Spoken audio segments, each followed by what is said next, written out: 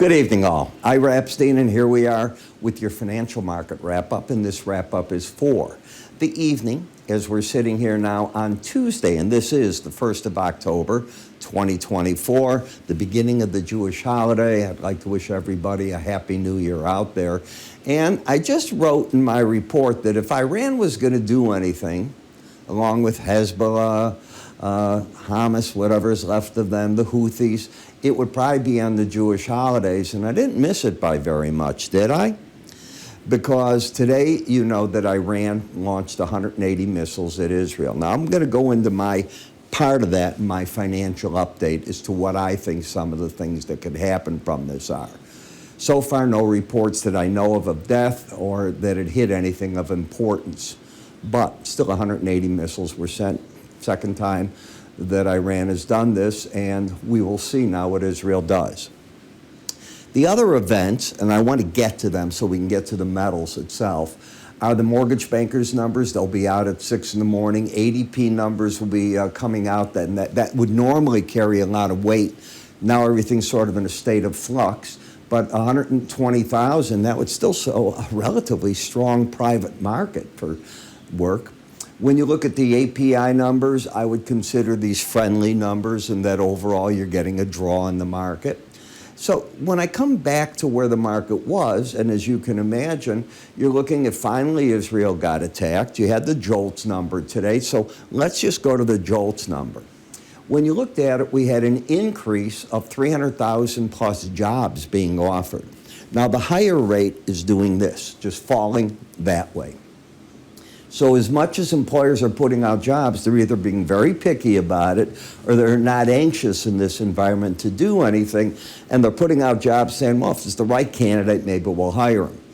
As for the quit rate, it's doing this.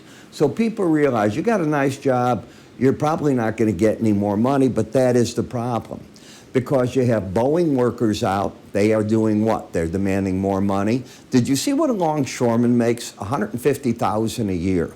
And they are asking, for a big increase. They want a 61% pay increase.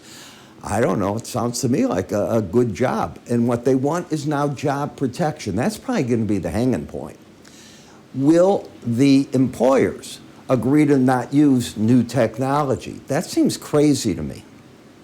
Now, you may not agree with it, and I get it, but to me, technology carries you forward. Not to use it takes you backward. So I guess the whole thing is, I want my job, I want to keep it, you're not going to use technology to make things better. Well, how are you going to get, in the old days, those containers off ships? Now you've got cranes, you've got other things. Why not technology? I think there should be a middle ground, because we shouldn't have to go into the dark ages because people want to keep their jobs in their reunion. That's my point. Am I for them making a fair wage? Listen and listen carefully. Absolutely. Am I for them getting their benefits? Absolutely. But there is a point where the world is changing. You have to adapt to it. Maybe get retrained, whatever. But I think that technology is important. That's just me. You don't have to agree. In the gold market, you can see how the market is coming up here. Fighting a battle? Not really. You know, if the market finished right here for the week, you got a new all-time high close. Now, when we take a look at the market, it's amazing today. Even with the attack, you couldn't get through the highs. So you've got a market, in my opinion, that wants to be bullish and move on to higher highs. Even with Israel, though, it wasn't able to quite get itself up there. Is the trend up? Absolutely. Higher lows, higher highs, possibly. You have it so far, but if tomorrow ends up lower, you could end up with lower highs, higher lows in a stall zone. Okay, I always look when you have a big event and the market doesn't do something you would expect. What's really going on? You learned that in the trade over the years. The markets are certainly staying over the 18-day average of closes, and as I said, I'd love to see a break because I think a lot of people want to buy on the break. You're just not getting the opportunity. You were doing it up until this morning when the news broke. Now, I had done my morning update. None of this news was happening when I did my 6 in the morning update. This all happened afterwards, and I'm watching it, and I'm watching CNN live, and I'm going, here we go again. But once you saw it happen the first time, as bad as this was, and I want to use the word bad, we've seen it before. So you watch in amazement as to all the technology at work of airplanes shooting down missiles, of the Iron Dome offense doing it, whatever other defenses Israel had, and together with the United States and its allies, and I want to make that clear, Israel was not on its own. We were all there, its allies with them, taking down these missiles. Syria was reporting on this. It was pretty interesting. In the gold market, you kept the embedded reading. Now, as you could see, this market was on the verge, and I'm telling you, it was on the verge. You were pointing down, coming in. This is Monday's close. Early on, I'm watching it, and you were losing that embedded reading. All you had to do was be steady on the opening, and it was, if you look where it opened. When it came back, it got rescued. So you either go up through this high into the Bollinger Band now, or the market probably is going to still, while it came up a bit, try to turn down. It's the way the momentum is setting itself up, in my opinion.